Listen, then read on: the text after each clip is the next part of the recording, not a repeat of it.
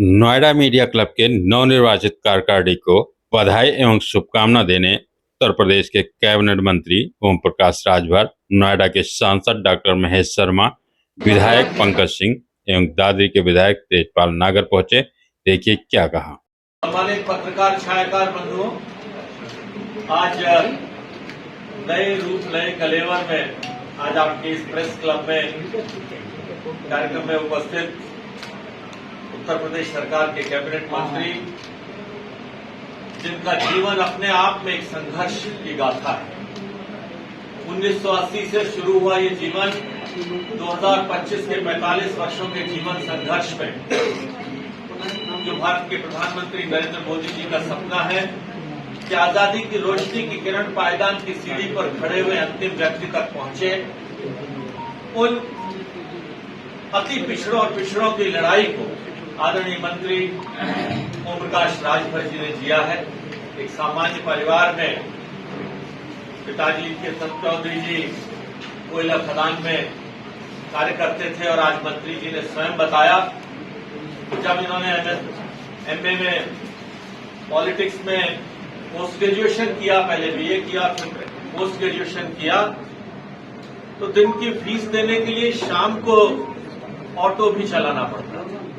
ये अपने आप में संघर्ष की कहानी है और उस संघर्ष की कहानी को इन्होंने अति पिछड़ों को, देश के उन गरीबों को समर्पित किया कि आज इस उच्च पद पर शोभित हैं, विराजमान हैं। मैं उनका अपनी तरफ से, साथी विधायक की तरफ से, आप सब की तरफ से अभिनंदन करता हूं। यहाँ का जनप्रतिनिधि होने के नाते 43 वर्ष का सफर मुझे भी इस शहर ने बहुत कुछ प्यार सम्मान दिया है और खास तौर पर आप पत्रकार छायाकार बंधुओं, साथियों, जो अभी विषय उठा कि पत्रकार समाज का आईना है, पत्रकार हमारे इस लोकतंत्र के स्तंभ है और आईना कभी झूठ नहीं बोलता। आज से 42-43 वर्ष पहले जब मैं इस शहर में आया तो एक मूल मंत्र मैंने गांठा था, जो मेरे किसी शुभचिंतक ने मुझे बताया था कि जो पत्रकार से ज्यादा समझदार, पत्रकार से ज्यादा जानकार और जनता से ज्यादा समझदार अपने आप को समझो मूर्ख है, और मैं मूर्ख नहीं बनना चाहता। पत्रकार एक ऐसा व्यक्तित्व है जो सवेरे किसी छुट्टी बस्ती में वहां की वास्तविकता से क्षेत्र को, देश को परिचय करा रहा होता है, शाम को मुख्यमंत्री, प्रधानमंत्री, मंत्री के साथ भोजन कर रहा होता है। और अगर जब पत्रकार जब झूठ बोलना, जब आईना झूठ बोलना शुरू कर देगा तो समझ लीजिए लोकतंत्र का अंत है। आपसे अपेक्षा है, अपेक्षाओं पर खरे होना आपका धर्म है। प्रेस क्लब किसी भी क्षेत्र के लिए सम्मानीय होता है। प्रेस शब्द को देखते ही सबके दिल में एक सम्मान की भावना आती है। सामने जब भी कहीं लड़ाई झगड़ा आदि तूफान कुछ भी हो रहा हो, और जहां कोई छोटी सी बिटिया अगर जाके हमारी जाकी जी कह रही है कि अगर कहीं प्रेस का अगर कहीं बैच लगा हुआ है तो सबको सम्मान से एक भाव पैदा हो जाता है। उस भाव को, उस भावना को, उस सम्मान को बरकरार बनाए रखना ये हमारा धर्म है, हमारा फर्ज है आज। और वो भी प्रेस क्लब खास तौर पर नोएडा जैसे क्षेत्र का हो, जिसकी अपनी एक ऐतिहासिक पहचान पूरे विश्व में बनी है, उस प्रेस क्लब का महत्व और भी बढ़ जाता है। मुझे खुशी है कि इस बार प्रेस क्लब के चुनाव में आप सभी लोगों ने सहयोग कर निर्विरोध रूप से, आपसी सहमति से एक ऐसा चुनाव किया, एक ऐसे वरिष्ठ पत्रकार को जिनका बेदाग जीवन पत्रकारिता के रूप में और सामाजिक जीवन में भी मेरे से इनका एक पारिवारिक भाव से रिश्ता रहा। भाई आलोक द्विवेदी जी को आपने अध्यक्ष बनाया, भाई अमित जी, भाई जेपी कहाँ इस संघर्ष की मशाल जलाने वाले, इसमें कोई दो राय नहीं है, ये जेपी रहे हैं। और बाकी सभी का भाई, ये हमारे मनोज वत्स जी हैं, हमारी बहन आंचल जी हैं, जगदीश भैया बहुत ही वरिष्ठ है, मुझसे भी वरिष्ठ कहाँ गए, हाँ ये देखिए विष्णु पितामह हैं। बहुत ऐसे पत्रकार हैं जिनकी उंगली पकड़कर मैंने इस शहर में चलना सीखा। मैं आप सबको धन्यवाद देता हूं और पुनः माननीय मंत्री जी से मुझे पता है प्रेस के लोगों का प्यार बहुत ज्यादा। ये बात मुझे विधायक जी ने बताई कि कहीं मंत्री जी दिख जाए तो प्रेस के लोगों का समझिए घी खिचड़ी का रिश्ता शुरू हो जाता है। इसलिए मैं अपना समय और ना ज्यादा बोलते हुए भाई पंकज जी बोलेंगे, उसके बाद मंत्री जी से बात खुले मन से कुछ विषय भी रखेंगे, वो भी अपना विषय आपसी अपेक्षाएं रखेंगे। लेकिन एक लाइन के बाद मैं अपनी बात खत्म कर रहा हूं। साथियों, ये प्रेस क्लब हमारी गर्व, गौरव और गरिमा का पहचान है। इस पर किसी भी तरह का छींटाकशी, इस पर किसी भी तरह का दाग, इस पर किसी भी तरह का प्रश्न चिन्ह लिखना हमारे अपने सबके पर कहीं ना कहीं, आप देखिए कहीं एक बात आती है कि साहब डॉक्टर गुर्दा चोरी करते पकड़ा गया। डॉक्टर का मतलब उस पेशे पर दाग है कि डॉक्टर गुर्दा चोरी करते पकड़ा गया। उस दाग से हमें बचना, और वही दाग पत्रकार के रूप में भी है। छोटी मोटी कमियां हम सब में होती हैं, गलतियां हम सब से होती हैं, जाने अनजाने में होती हैं, लेकिन उसको ठीक करना भी हमारा ही फर्ज है।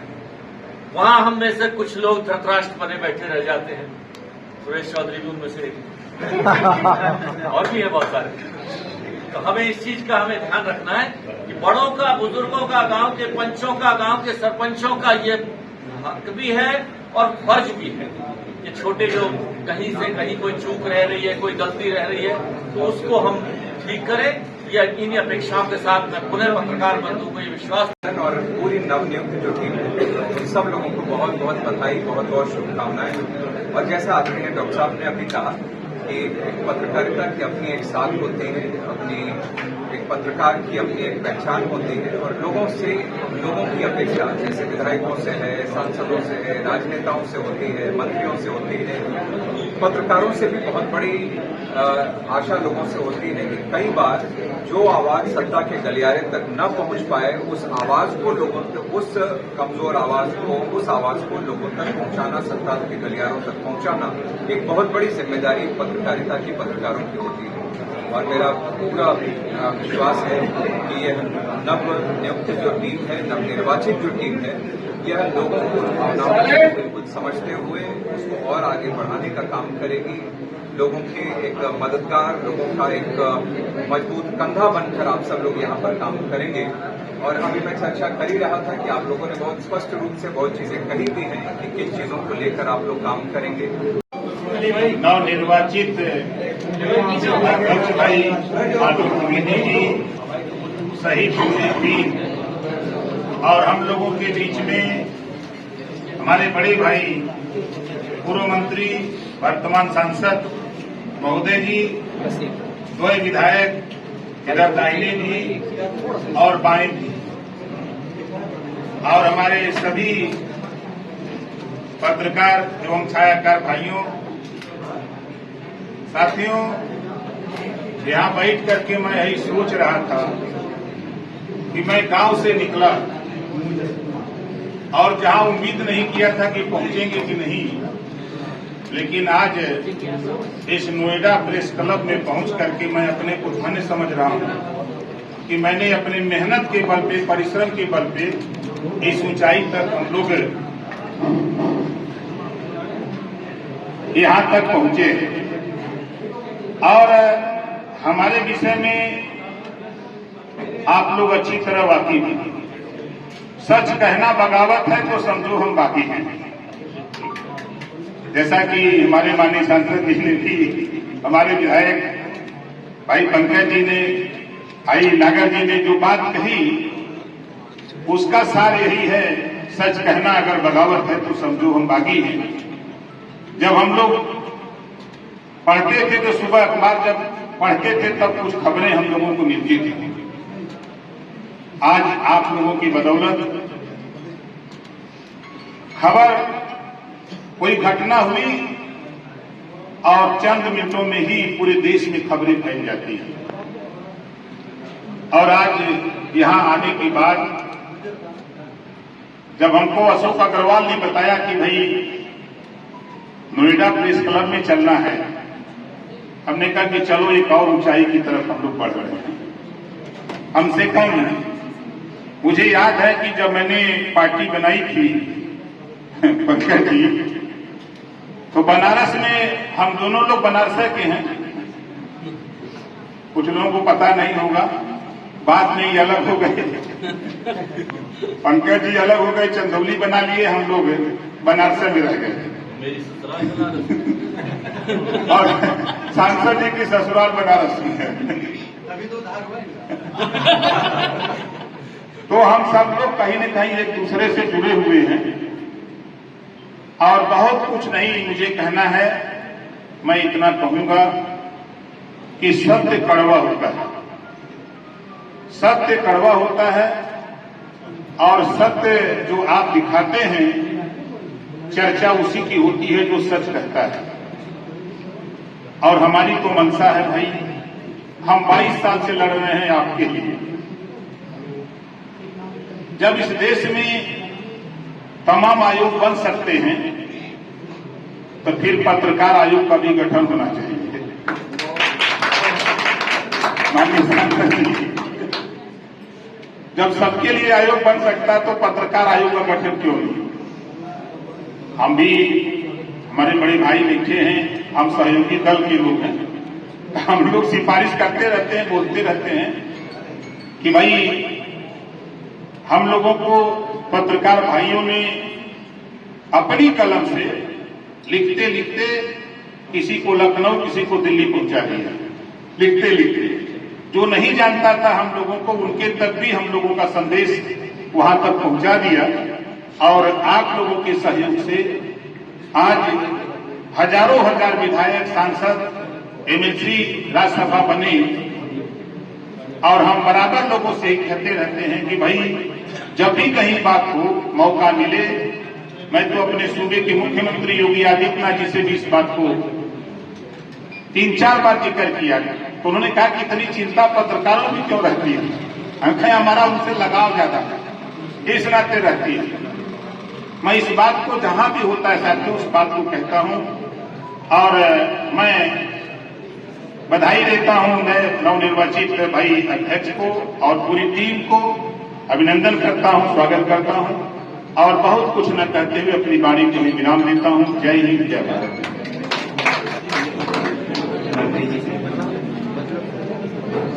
बहुत बार आपके साथ इंटरव्यू के जरिए हम लोग रूबरू होते रहे, लेकिन आज आपके बगल में बैठकर दूसरे स्वरूप में बैठने का मौका मिल रहा है और आप नोएडा मीडिया क्लब में आए हैं।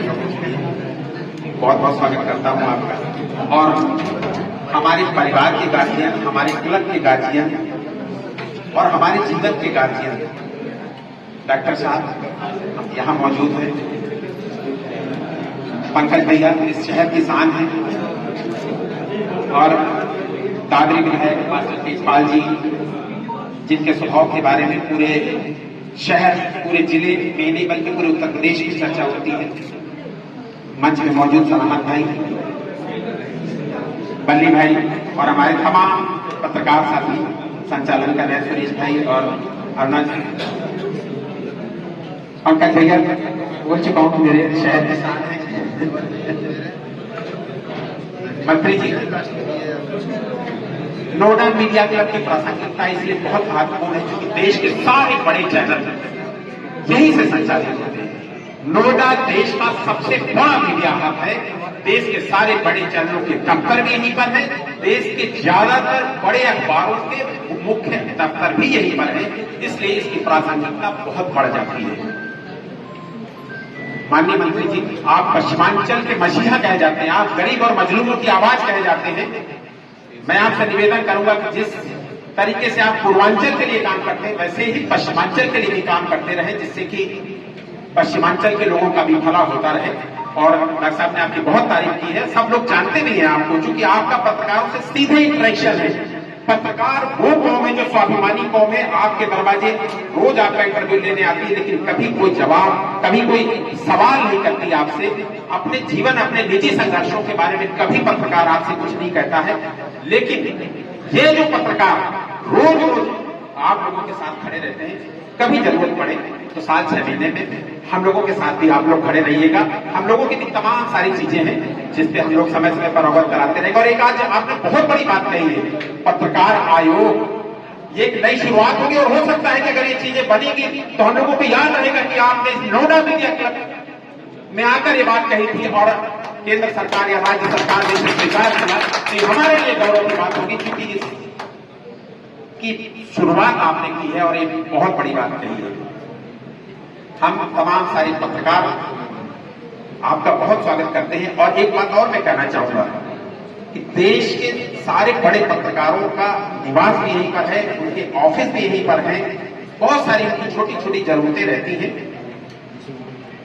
हालांकि ये मंच ठीक नहीं है कहने का, क्योंकि वो हम लोगों का निजी मंच है, लेकिन हमारे दो गार्जियन हमारे यहाँ पर बैठे हुए, डॉक्टर महेश शर्मा जी भी बैठे हुए, पंकज जी भी बैठे हुए, दोनों इस शहर के जनप्रतिनिधि हैं, हम लोगों के आदरणीय हैं, बड़े भाई हैं, इसलिए उसका जिक्र करना बहुत जरूरी है कि अगर पत्रकारों को स्वास्थ्य और चिकित्सा की जरूरत पड़ती है तो अभी हमें बेझिझक इस तरीके से हम कैलाश अस्पताल में लोगों को कह सकते हैं कि वहां पर इस पत्रकार का ऐसा इलाज हो जाए, तो ऐसी कोई व्यवस्था कर दीजिए कि पूरे जिले में जो हॉस्पिटल है वहां पर एक ऐसी व्यवस्था हो जाए कि जो भी पत्रकार जाए वैसे ही उसका सम्मान और प्यार मिले, वैसे ही उसका इलाज हो जैसे कैलाश अस्पताल में होता है, उसकी व्यवस्था आप कर दीजिएगा। पंकज भैया, आपसे एक बहुत बड़ा निवेदन है और डॉक्टर साहब की मौजूदगी में वो निवेदन करना चाहूंगा। आप सबको पता है, जैसा मंत्री जी ने कहा कि पत्रकार अपनी कलम से बहुत सारे लोगों को एमएलए, एमपी, विधायक, मंत्री बना देते हैं, लेकिन अपने जीवन में वो संघर्ष करते रहते हैं और अपने बच्चे के एडमिशन के लिए उनको दर दर की ठोकरें खानी पड़ती है। और बहुत सारे यहाँ पर पत्रकार ऐसे हैं कि जिनको अपने बच्चों के एडमिशन के लिए स्कूलों के चक्कर लगाने पड़ते हैं, कॉलेज के चक्कर लगाने पड़ते हैं। धर्मेंद्र भाई, आपका बहुत स्वागत है। ऐसे पत्रकारों को लिए भी एक ऐसी व्यवस्था हम लोगों के साथ मिलकर बना दीजिए कि अगर पत्रकार का बच्चा है तो उसको प्रायोरिटी से उसका एडमिशन हो जाए और अगर संभव हो सके तो उसको फीस में भी कुछ छूट मिल जाए, क्योंकि हम आपको पता है कि हमारे पत्रकारों के जीवन में कितने संघर्ष हैं। हमारी तनख्वाहें इतनी नहीं होती है कि हम बड़े स्कूलों में पढ़ा सके, अपने बच्चों को बड़े अच्छी शिक्षा दे सके। उसके लिए भी हम आपके साथ बैठकर प्लानिंग करेंगे और मुझे लगता है कि आप इस बात को समझ रहे होंगे। बहुत सारे पत्रकार यहाँ पर मौजूद ऐसे लोग हैं जिनके पास अपना आवास नहीं, अपना मकान नहीं है। हालांकि उसकी चर्चा आपके साथ बैठकर शुरू भी करनी है।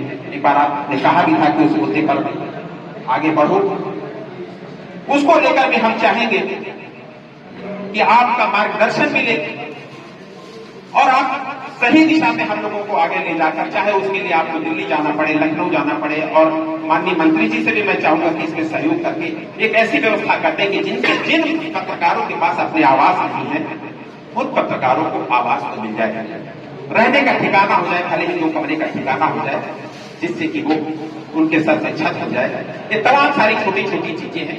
माननीय मंत्री जी, आप आए यहाँ पर, आपके बारे में तो पूरा उत्तर प्रदेश जानता है कि आप किस तरीके से गरीब और मजलूम की आवाज है।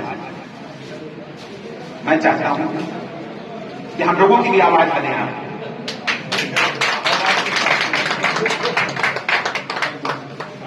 और निश्चित रूप से जब आप हमारे साथ खड़े होंगे तो निश्चित रूप से हमारी तमाम सारी जरूरतें पूरी हो जाएंगी। और हमारे पास गार्जियन के रूप में डॉक्टर महेश शर्मा जी भी हैं, जो हमारे साथ हर पल हर क्षण खड़े रहते हैं। पंकज जी भी हमारे साथ हैं, मास्टर तेजपाल जी भी हमारे साथ हैं।